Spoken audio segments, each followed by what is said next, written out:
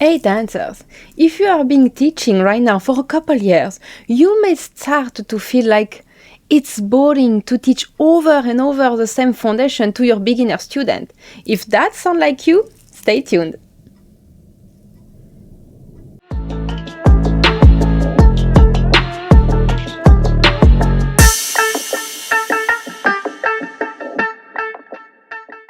Hello creative souls, welcome to the sanctuary where you can transform your dance and soul and speak your authentic voice. I am Chanini, I am a dancer, and today I guide the dancer to really own their dance career, to really feel they are in power, to work also their mindset so that they can absolutely create the life and the dance career they want, the one that feels fulfilling, the one that's not pressure, that's not industry rules, the one that does not depend on the algorithm. So if that sounds like you, this channel is for you. So we started a series about we have to stop to do our dance career on autopilot. So I have already covered some topic, and today's episode, I felt it was very important also to bring this topic is about when you start to be teaching on autopilot. Why I'm saying that? Because I had a dance school for over a decade, and I can tell you that it is one of the areas where your dance can become very mechanical, where it's so freaking easy to be on autopilot because teaching is extremely habitual. Imagine that when I had my dance career, I was teaching like 4 days a week. And some days I have several classes. And every year it was the same. It's just that I get new students with the beginner. The one who were beginner, either they jump to intermediate or they do again an extra year of beginner. You know, I was always adjusting the level of the class according to the student I have. But of course, I always get new students. Some stay, some leaves, new comes. This is the life of a dance school. So of course, you will have always and always to teach back the foundation. And I have to say that teaching foundation rarely change. I mean, like, I have also, before being a teacher, I have been a student. I have attended many classes, many workshops in my overall dance formation. And I can tell you that a lot of teachers teach in the same way, the same eternal foundation. And even me, I have done that in the beginning because I thought this is what we have to do. So I just, at the beginning, copy paste what I saw. I tried to bring my touch inside it, but you know, it felt like, okay, this is how it has to be, and that's it. It feels like repetition. It's always the same structure, and what's happening is that over year you just get used to do it, and you start to think that, for me it was the case, like beginning I really have to prepare each of my class, how I'm gonna explain that, I have to find example, I was making combos, selecting the music and everything. But after 2 years, 5 years, you know, you just know it by heart. You don't need to prepare it anymore because you know it so well. This is where we can start to fall in the automatic path. And being very efficient does not mean you are alive. That's two different things. And also, it can have the side effect of having your transmission that's getting little weak. In the sense like transmission is not only your technicality. It's not only how good you are at explaining stuff and showing the movement and everything. It's also about your energy and your presence. I can tell you that I know very good dancer, like very technical, but my God, their classes are so boring. It feels like you are back in school, you know, in the negative aspect of being in school. Like it's so rigid, it's so strict, and it's like, oh my God. And on some other part, I have also known dancers who have been teachers, and their class was completely a mess. Because like it was so much fun and too much friendly that at the end you stay an hour and you feel like we didn't dance at all. We just kept talking. We're just talking about this and that, and the class didn't even happen. The student didn't even work their movement. And at the end, the student will feel like very frustrated because we didn't dance. We came for dance, and we were just talking about principles. So, again, there is no right and wrong. I will never say that. I'm just telling you, like, you have to do what feels true to you. And by being yourself, by having your own methodology, your own principle, your own philosophy, anyway, you will find the student that match that. I want to say something. Because most of the time, and again, it's maybe my own experience, my own perspective. So if you have a completely different experience, I would love to hear about it, and you can drop it in the comment section below. But for my own experience, what it was is that I have this idea of, okay, beginner, it has to be the foundation. I have to make it fun and nice, because I should not have people to feel like it's hard and they are not going to sign up the next year. So I was trying my best to teach them properly the foundation, but in the same time to bring some fun. And then I was thinking, okay, intermediate level is going to be more interesting because I will have more possibilities in terms of music techniques combo. And then I was thinking like, oh, the advanced is my favorite place because I can do what I want. Really, they will be already trained, they will be already know me, and it will be way more easy to navigate, and I can challenge them, and in terms of choreography, it was really more exciting. Here I would say my mistake. My mistake is thinking that beginner was not a creative space. It actually is, if you know how to turn it in that way. So this is something maybe I learned in the last years of having my dance school. But really, it is possible. And you know what? I'm going to say something also that maybe a little controversial, but this is where I'm like, I think some teachers really lost the connection with the teaching. Because again, it's a lot of topic in one topic.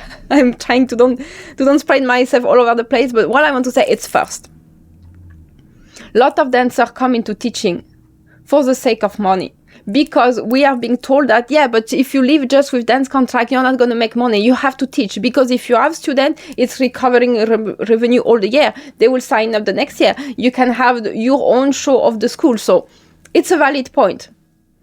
But that should not be the reason why you have to teach. It should not be only that.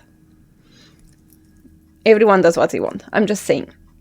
But this is why also a lot of teachers, they lost the connection with teaching because they get bored of doing that. The second thing is like, I remember one day my mentor saying something that I personally didn't like, that it felt very bad, but I did not say anything because I was a different person at the time. I remember she told me that her dream was that we create a dance career fully together. So, just for a background, I was in a dance school teaching. I was replacing her because she was away. She had to vacate the country. She had to move abroad. She didn't want to lose a student and the impact that she has in that city. So, that's how I got my opportunity to teach, and I became a teacher. Then it was always her dance school. It was not mine. I was teaching there, but it was not mine. It was always her vision, her identity. And I mean, even at the end of the show, if I organized the entire show, she was not there the entire year. She will just come the last month of the year, and she will be the one talking at the show, and as if she has done it. Like, okay, I'm not having any ego problem, but I'm just saying, like, it was not very healthy. This is why at one moment I left and I created my own dance school, because I just wanted to just be free and do what I want. With that said, I remember at that time I was still working for her. She said that, oh, my dream is that I really want that we create that big dance school with also multi-style. So me, she was belly dancer. I was already more into Indian dance. After having all the belly dance formation, I was shifting mostly to Indian dance, modern dance. And she thought, okay, it could be nice to have someone that also do modern jazz, stuff like that, heels, all these things. She wanted a multi-style dance school. That was an amazing idea. But I remember she was saying like, oh, but if we have this school, like especially for belly dance, the belly dance part, she was saying like, oh, I am tired and I'm bored to teach the beginners. So you know what, I will give you the beginners, and once they get a nice level, like advanced level, I will take back, because I want more about creation and more advanced choreo.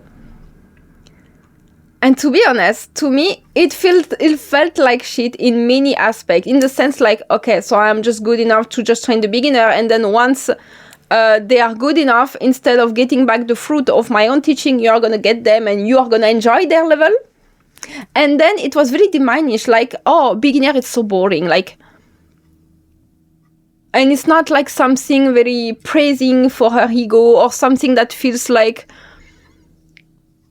I don't know. I really don't know. I don't want to interpret for her, but I didn't like hearing that. And this is when I realized that why beginner level is so much diminished in teaching.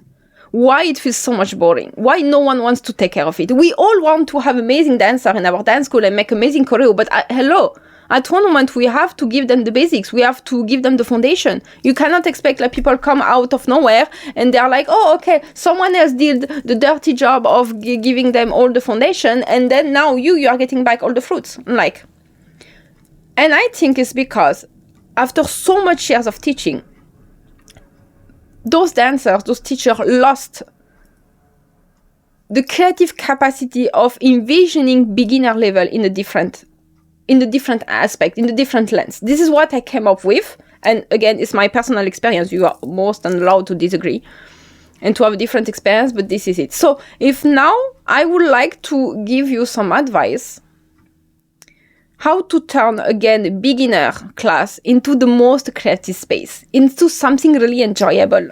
Even if for you it looks like it's so basic in techniques, there is a lot of things I would like to do, but I cannot do with them. But yes, let's still reintroduce the foundation to them through a new lens. And again, that could be a topic for another video. And this is something I'm going to talk about more about teaching, because I have been teaching for 10 years. So I can tell you a lot about that, and very different level, different people in different conditions. So let's do not fall into the idea of, oh, advanced is better, it's more fun, oh, I can do more things. Because each stage of teaching, each class, each level has their own challenge. And it will be a mistake to think like, oh, that is boring, that will be nice, oh, I'm eager to come to that space. No, everything has some challenge. And it's at the end of the day, it's not going to be about which level you are teaching. So you can take the advice I'm going to give you regarding to this beginner class, but also if you are teaching some other type of class and some other level, because at the end of the day, it's not the level that makes the class. It's you. It's your vision, your direction, the human you are, the type of teacher you are, your methodology, your philosophy. This is what makes the class at the end of the day. It's not, level is just a tag. And people will tag it in different way. What someone will call beginner, some other people will call intermediate. This, at the end, it's so much label, and I don't like much label. So, with that said, how to get back on your class? Let's say not just beginner, okay? Let's do it gently. If you want to be teaching and you feel that over time you started to get bored, it's always the same, and you are losing the joy with that, let's have some idea to reconnect. What I will tell you is that if you have a dance school, refresh your class every year. So right now, I'm not really talking about people who are going to teach online and have a content that's recorded and available all the time. That could be a topic for another video again. Now I'm just talking about having a dance school, or at least having real-time class. So it can be online, but real-time with the person, not recorded. So refresh your class every year. I know that I remember when I was in my dance school, I was thinking that, beginning, I was thinking like, it's fine, it's just the first year, I have to create everything, and then each and every year it's going to be more simple because all the basics, the layer were already written, and I have many books notes where I'm a psycho in some aspect. I'm extremely organized. I love to I have an obsession with registering knowledge. So I was registering and writing everything. And I thought, okay, I would just have to go through. I won't have to work and prepare. It would just come natural. Yes, of course. But then you get bored. Because when you have so many classes every month, every year, at one moment you feel like, I have to go to class. So what I mean about refreshing is that get new combo. Thanks God, in Indian music, we get so much new song all the time. So that was easy for me to always bring a new song. I will never bring the same song a year to another. I was always extremely on point, updated with the new song released. So that was, for me, great.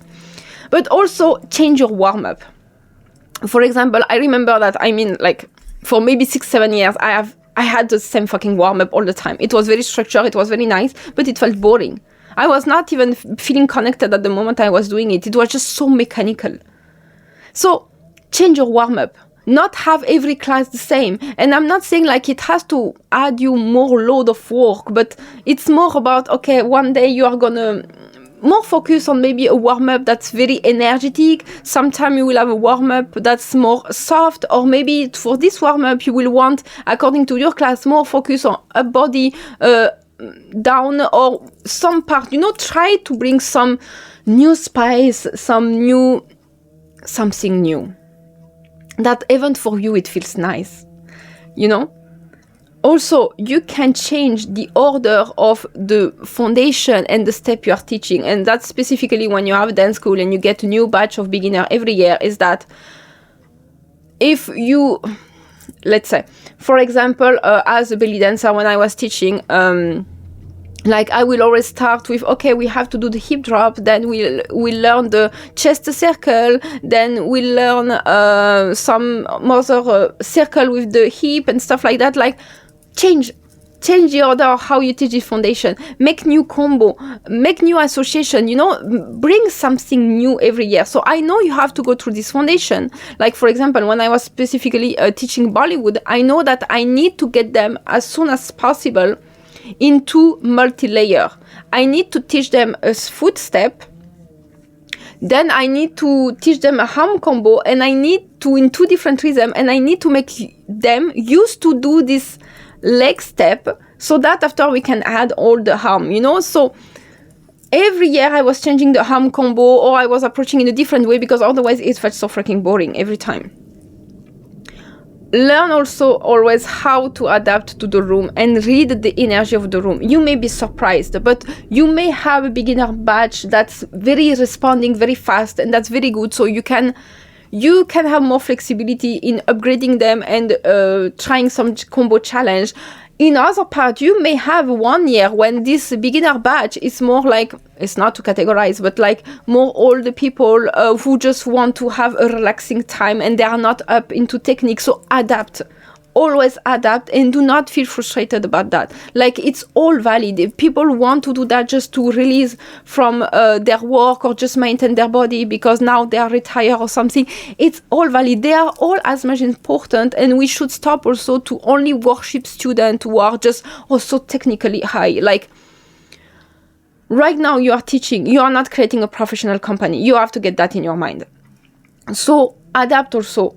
And it can be fun also to have people. And it took me a lot of years to understand that, because I felt frustrated because my creativity was big and I wanted to really not show up, but I wanted to prove myself that I can have a high quality student, because I associated the idea, if my students are so good and so clean in technique, all other teachers will see it, all other people will see it, and it will mean that I am a good teacher. Because this is what I heard all the time. This is how I was brought in this industry. Like, your student is going to be your window. It's going to be your marketing window. If your students are good and everyone see that, they have a clean technique, that means a lot about you.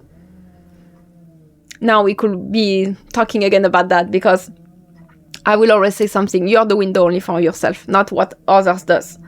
Like, if your students are getting, if they're working a lot, if they're taking you seriously or not, it's their problem. It's not yours. You are responsible about your own level and what you do. And of course, every time my student was saying like, we are here for your class, we enjoy it, or we don't like when there is holidays because we don't come to class, of course I felt proud, I felt happy, because for me it meant I was bringing something that was valuable for them. Of course it was important for me. Also, in your class, have space for spontaneous inspiration. I don't know how many times I created combo on the spot. I got an idea, let's do it. Most of the time, after a few years of teaching, I stopped to write the combo on the... I'm not talking about the choreo. When I'm making combo in the class, I really stopped to write it. And I was just making it on the spot. I was like, okay, let's do this movement. I was doing with them. Then, okay, let's do this one. So in real time, I have to learn it with them also. And it was kind of fun, but it was more human. And it gave me the capacity to be extremely flexible and to be capable to adapt, again, to the room and to what's going on, and see if I can challenge them, if I can add something. It has really a fun part. It was really fun for everyone. And then you can also have this type of a class team. So, for example, or topic, when you are teaching the entire year, you can have some class where you say, okay, today we are gonna focus only on arm elegance, or the finger, the hand. Some other class you can say, we are gonna really be more on the stretching, the posture, the presence. You can have in the break of your planning some specific topic class, because it's always useful for your student. It's always useful. And also it can break from the routine of, okay, today the choreo, or today this, today that. Because for me, for example, what's happened is that we start to teach in September.